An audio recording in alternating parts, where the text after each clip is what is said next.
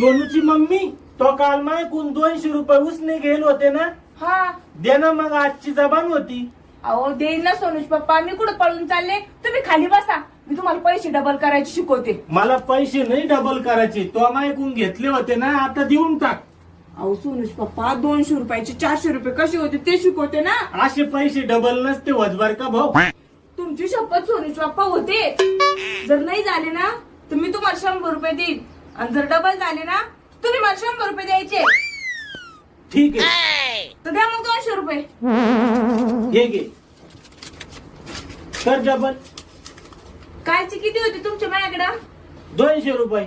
आणि हे किती? 200 रुपये. मग किती झाले? 400. झाले डबल. आता द्या 100 रुपये. माझ्याकडे तेवढेच 200 होते, आता 100 रुपये नाही माझ्याजवळ. काय कर त्याच्यातले 100